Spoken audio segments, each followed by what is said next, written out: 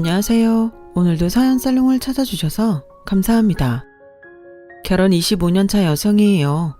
부모가 죽으면 땅에 묻고 자식이 죽으면 가슴에 묻는다죠. 제게는 가슴에 묻은 딸이 하나 있어요.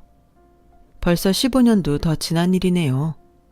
선천적으로 심장이 약했던 딸아이는 8살이 되던 해 초등학교 입학식을 일주일 남기고 세상을 떠났어요. 학교에 메고 갈 책가방도 사놓고 실내화랑 공책도 다 사놓았는데 아무것도 써보지 못한 채 허망하게 가버린 딸이 그리워 한동안 딸아이 방을 치우지 못했어요. 밤마다 딸의 방에 들어가 아이가 입던 옷과 인형을 끌어안고 울다 지쳐 잠드는 날이 이어졌어요. 온몸에 피가 다 빠져나간 것처럼 힘없이 넋을 놓고 있었어요. 친정 부모님과 형제들이 찾아와 그런 저를 어르고 달래기에 바빴어요. 그때 가족들을 통해 가장 많이 들었던 말이 산 사람은 살아야 한다는 말이었어요. 저는 그 말이 진저리 치게 싫었어요. 마치 나와 내 딸을 갈라놓는 것 같았거든요. 살아있는 나는 죽은 딸과 연을 끊고 살아야 한다는 말처럼 들렸으니까요. 날 좀 내버려둬. 제발 날 좀 가만두란 말이야. 난 아직 우리 지은이를 못 보내겠어. 금방이라도 현관문을 열고 달려 들어올 것 같은데 왜 나보고 잊으라는 거야? 왜 나랑 지은이를 갈라놓으려는 거냐고. 미친년처럼 소리치고 죽기를 각오한 사람처럼 아무것도 먹지 않았어요. 하루는 시어머니가 손이 동서와 함께 찾아와 제게 그러더군요. 애미야, 자식 잃은 너한테 이런 말하기 뭐하지만 내 더는 못 참겠어서 오늘은 한마디 해야겠다. 너만 자식을 잃었니? 내 아들도 생떼 같은 자식을 잃었어. 그러고도 살겠다고 아등바등하는데 넌 어쩜 너밖에 모르니? 네 눈에 남편이랑 어린 아들은 보이지도 않니? 집 꼴을 봐라. 냉장고는 텅텅 비어있고 세탁기엔 빨래가 가득한데 넌 언제까지 자리 보존하고 있을 생각이냐? 네 아픔만 생각 말고 네 처지도 생각해. 동서, 어머님 말씀이 서운하게 들릴지는 모르지만 틀릴 말씀은 아니야. 지은이 잃은 건 우리도 안타깝지. 그치만 어쩌겠어. 떠난 사람은 떠난 사람이고 서방님이랑 지훈이 생각도 좀 해야지. 그땐 그 말이 귀에 들어오지 않았어요. 그저 귀찮은 불청객의 투정 같았으니까요. 시어머니와 손이 동서가 가고도 저는 침대에 그대로 누워 있었어요. 그저 잠만 자고 싶더라고요. 꿈에서라도 우리 예쁜 딸을 한번 볼 수 있을까 하는 기대 때문이었던 것도 같아요. 그때는 정말이지 온 세상의 슬픔을 나 혼자 떠안는 것만 같았어요. 남편도 6살짜리 아들도 제게는 버겁게만 느껴졌죠. 하루하루를 산송장처럼 겨우 숨만 쉬고 누워있는 저를 일으킨 건 바로 제 어린 아들이었어요. 아직은 너무 어려서 누나의 죽음을 실감하지 못했던 아들은 며칠째 갈아입지 않아 꼬질꼬질한 내복 차림으로 제 손을 잡아당겼어요. 엄마, 누나는 언제 와? 5밤 자면 와? 아니면 10밤? 아들 녀석 말처럼 5밤, 아니 10밤만 지나면 아무 일도 없었던 것처럼 우리 딸이 내 품으로 돌아올 수만 있다면 얼마나 좋을까 하는 생각이 들더군요. 아니, 이제 누나는 안 와. 누나는 아주 멀리 갔거든. 그제야 아들 녀석은 멀리 떠났다는 누나가 새삼 그리웠는지 그 큰 눈이 그렁그렁해지더군요. 제 누나와 닮은 아들 녀석의 눈을 보자 나도 모르게 울음이 터졌어요. 제가 울자 아들 녀석도 기다렸다는 듯 울음을 터뜨리더군요. 그렇게 우리 모자는 부둥켜 안고 한참을 울었어요. 내 품에 안긴 조그맣고 어린 내 아들마저 내 품에서 달아나 버릴까봐 겁이 나 양팔에 힘을 잔뜩 준 채 말이죠. 그렇게 한바탕 울고 나니 배에서 꼬르륵 소리가 나더군요. 마치 살라는 신호 같았어요. 어떻게든 살아내라는 무언의 메시지처럼 말이죠. 배가 고픈 건 제 아들 녀석도 마찬가지였나 봐요.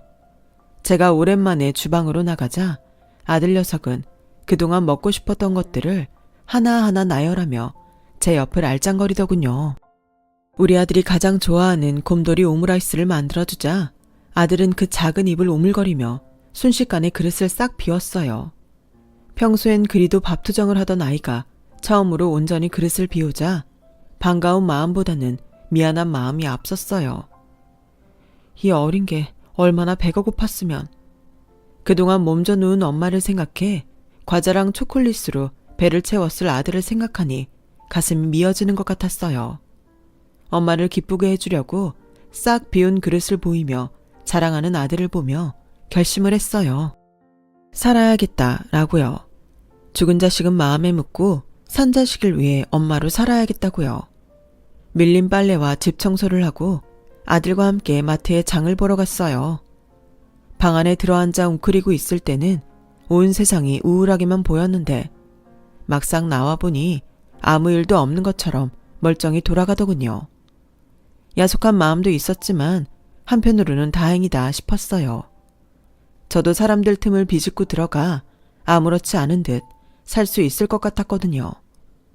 그렇게 저는 예전의 일상으로 돌아왔어요. 아침 일찍 일어나 밥을 짓고 어린 아들의 유치원 등하원을 시키고 주부로서 착실히 살아냈죠. 하지만 도무지 남편한테만큼은 전처럼 대할 수가 없었어요. 아직은 딸아이를 온전히 보내지 못하는 제 마음을 알면서도 기어이 딸의 방을 치워버린 남편은 딸의 첫 기일에도 술에 취해 밤늦게 들어왔거든요. 당신이 어떻게 이럴 수가 있어? 오늘이 무슨 날인지 몰라? 내가 아침에 분명히 말했잖아. 지은이 기일이라고. 술이 그렇게 좋으면 1년 내내 마셔도 좋아. 하지만 지은이 기일만큼은 그러지 말라고. 지은이. 넌 언제까지 지은이 타령만 할 거야? 아주 숨 막혀 죽겠어. 내가 왜 술을 마셨는지 알기나 해? 너만 힘든 척 하지 마. 너 그 지은이 타령하는 것도 지겨워 죽겠다고. 남편은 벌써 딸아이를 잊은 사람처럼 보였어요. 마치 처음부터 자신에겐 딸이 없었던 사람처럼 굴더군요. 남편에 대한 야속함과 배신감이 커질수록 우리 부부 사이는 점점 멀어져 갔어요. 자식 때문에 부부라는 둘레 안에 살고 있긴 하지만 그 관계가 언제 끊어져도 이상할 게 없을 정도였죠. 그러면 그럴수록 저는 아들한테 애정을 쏟았어요. 딸아이에게 못해준 것들을 온전히 아들을 위해 쏟아부었죠. 그랬더니 시어머니가 이번엔 그걸 가지고 타박을 하더라고요. 얘, 넌 네 아들한테 드리는 정성을 반만 네 남편한테 드려봐라. 넌 네 아들 챙기느라 네 남편 얼굴 반쪽된 건 안 보이니? 저게 살의 놈 얼굴이냐? 어디서 피죽 한 그릇 못 얻어먹은 것처럼 빼싹 꼬라서는. 너 그러다 네 남편이 갑자기 쓰러지면 어쩔 거야? 네가 돈 버는 능력이 있기라냐? 남자 우리는 재주가 있기라냐? 네 남편 죽고 나면 뭐해 먹고 살 건데? 있을 때 잘해라. 나중에 후회 말고. 말을 해도 어쩜 그리 못되게 하는지 시댁에 갔다 온 날이면 집에 오자마자 화장실로 달려가야 했어요. 체한 것처럼 속이 거북하고 구역질이 났거든요.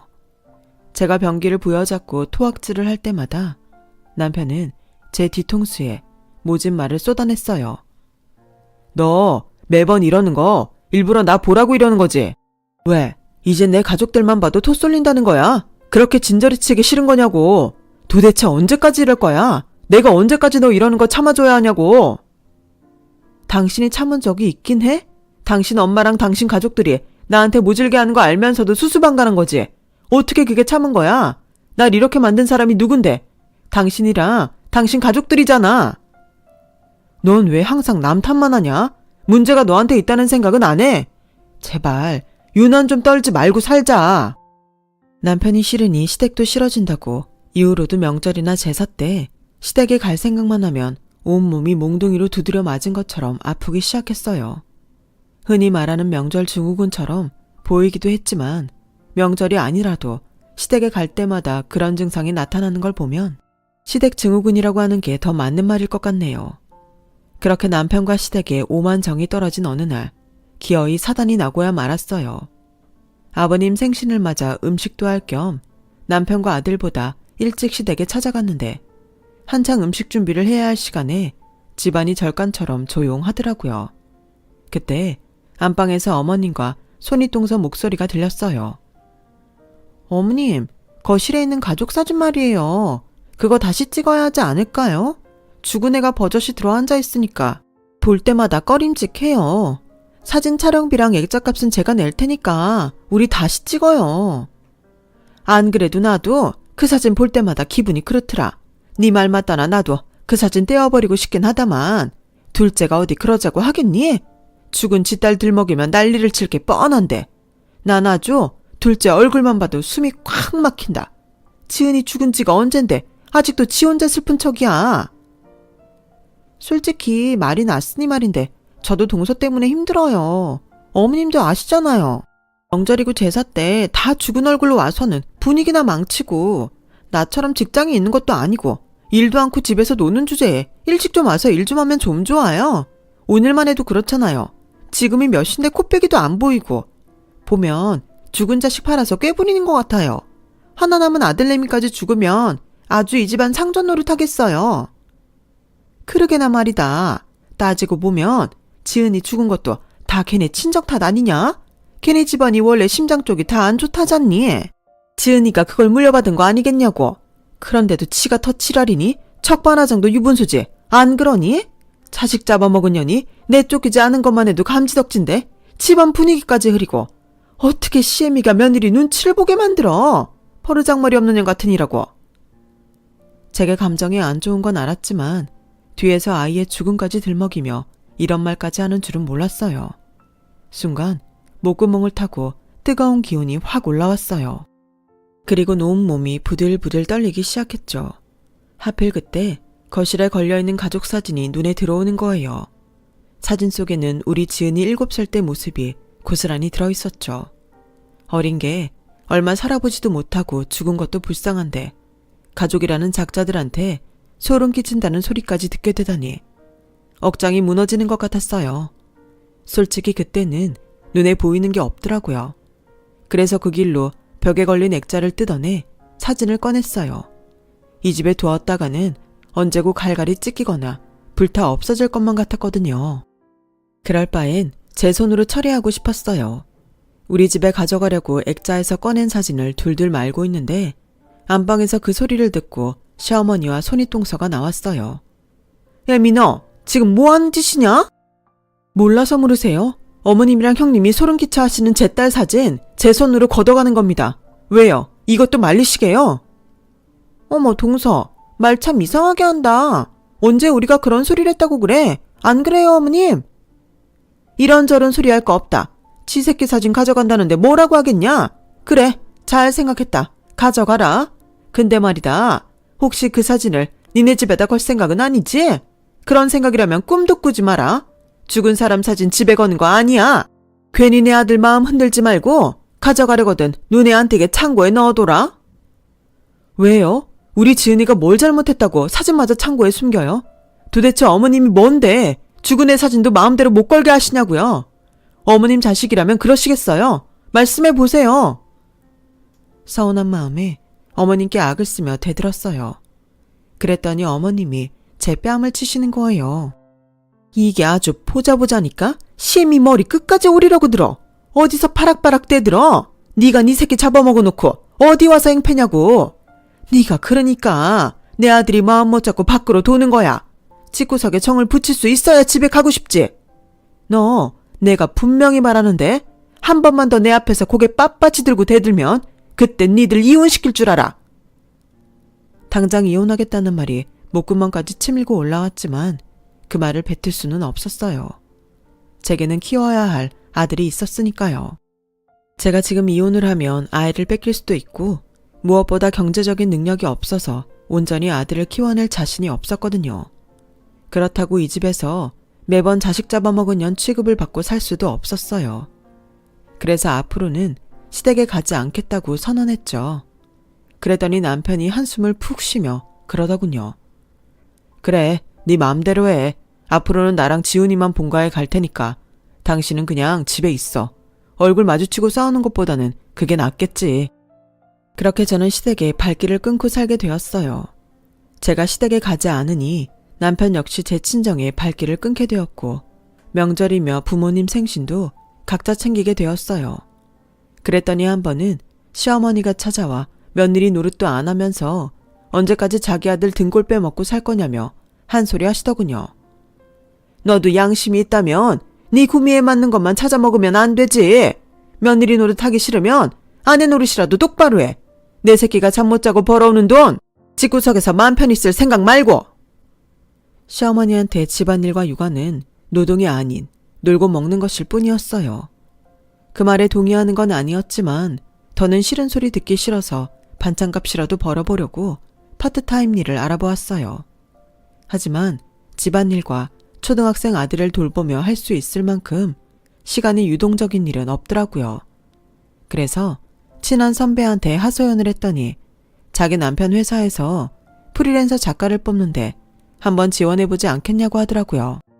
문예창작가를 졸업한 덕에 글 쓰는 건 그리 어려운 일이 아닐 것 같아서 일단 하겠다고 말했어요. 정확히 어떤 일을 하는지 모른 채 말이죠. 며칠 뒤 담당자로부터 연락을 받고 나가보니 대학 브로셔 제작에 필요한 취재 작가 일을 부탁하더라고요. 해당 대학에 가서 전화하시면 대학 홍보실 직원이 나올 거예요. 그분 안내대로 인터뷰이들을 만나서 인터뷰하시고 원고는 기획서에 적힌 날짜대로 보내주세요. 맨땅에 헤딩을 하는 심정으로 약속 장소에 나갔고 얼떨결에 인터뷰를 진행했어요. 제가 인터뷰를 하게 된 분은 대학에 거액을 기증한 할머니셨어요. 30년 전 죽은 아들이 다니던 대학에 그동안 모은 돈을 장학금으로 내놓으신 거였죠. 등록 마감날까지도 우리 아들 대학 등록금을 못 만들어서 발을 동동 굴렀거든요. 어렵게 이웃들 도움으로 마감 시간에 겨우 맞춰서 냈었죠. 그때 얼마나 마음을 졸였던지 신발을 짝짝이로 신고 온 동네를 헤집고 다녔지 뭡니까. 그렇게 힘들게 대학을 보낸 아들이 졸업을 앞두고 세상을 떠났을 땐 하늘이 무너지는 줄 알았어요. 담담한 표정으로 인터뷰를 하시던 할머니는 죽은 아들 얘기가 나오자 눈시울을 붉히셨어요. 30년이 지나도 죽은 내 아들 목소리며 밥 먹을 때 젓가락질하던 손까지 생생하게 기억나요. 어떻게 잊겠습니까? 내 몸의 일부였던 아이인데 30년이 아니라 50년, 100년이 지나도 못 잊습니다. 그래도 시간이 약이란 말은 영 틀린 건 아니더라고요. 처음 아들을 떠나보내고는 숨도 제대로 못 쉴 것 같더니 한 1년 지나고 나니까 내가 TV를 보고 웃고 있더라고요. 그렇게 5년, 10년, 20년 세월이 흐르니까 문득문득 아들이 떠오를 때가 아니면 남들처럼 멀쩡히 살게 되더라고요.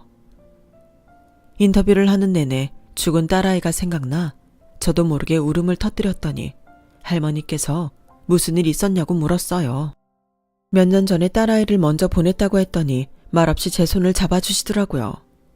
별 말씀은 없었는데도 그 거칠고도 따뜻한 손길에 많은 위로를 받았습니다. 인터뷰를 마치고 집에 돌아와 원고를 쓰면서도 참 많이 울었어요.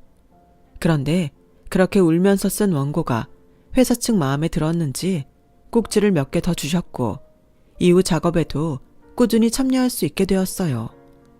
사람들을 만나 인터뷰를 하다 보니 세상에는 저보다 큰 아픔을 겪은 사람들도 많더라고요.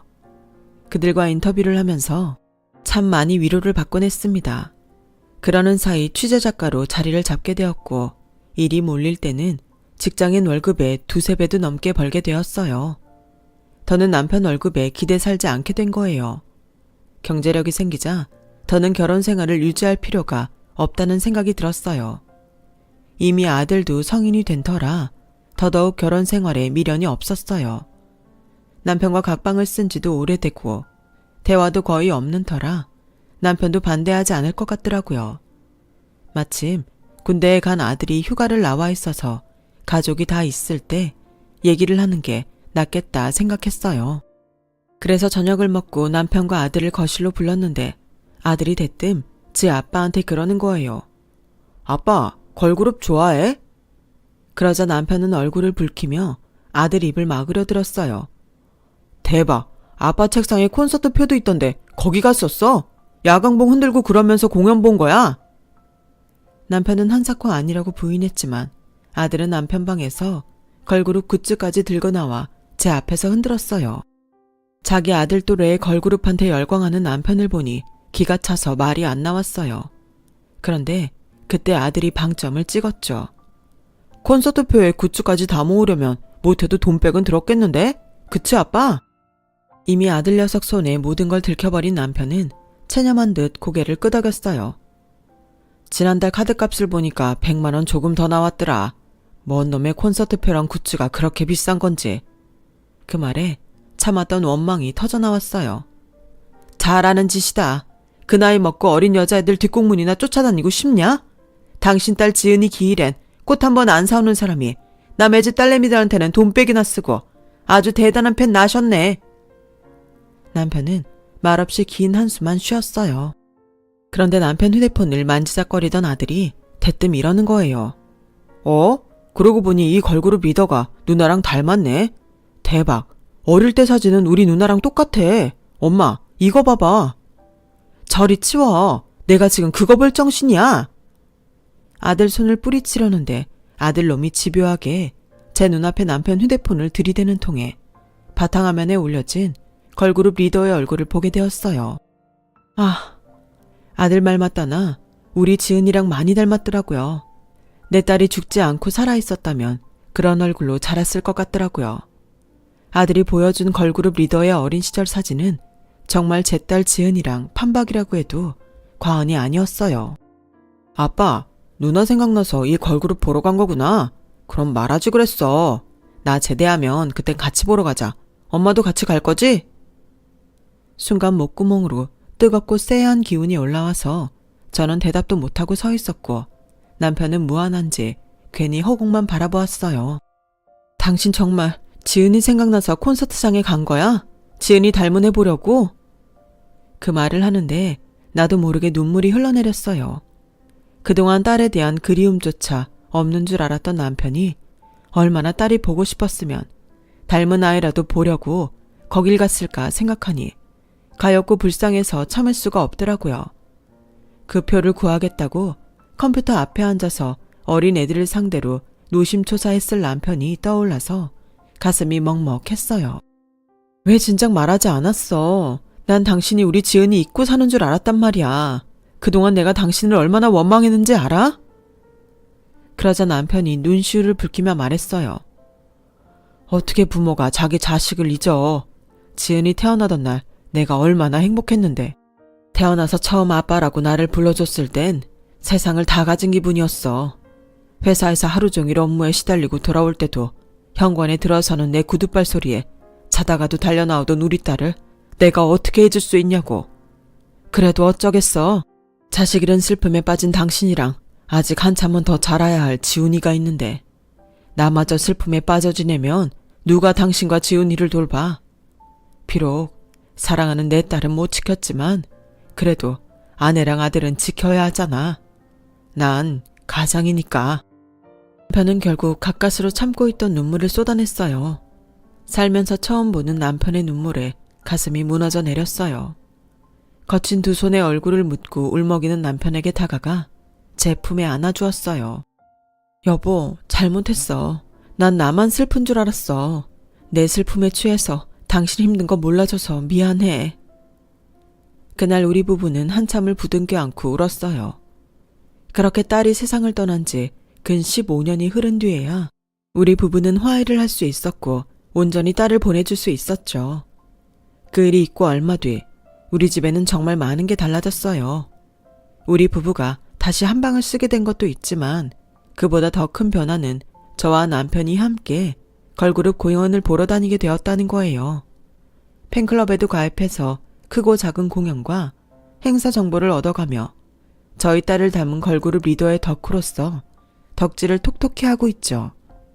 아들은 제대하면 자기도 같이 따라다니겠다고 하더군요.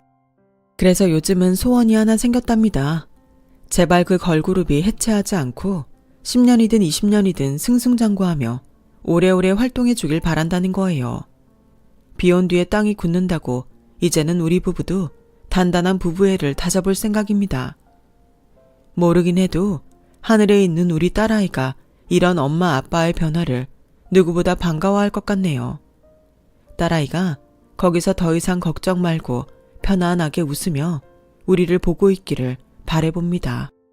지금까지 사연을 들어주셔서 감사합니다. 소중한 가족들과 항상 행복한 시간 보내시길 바랍니다.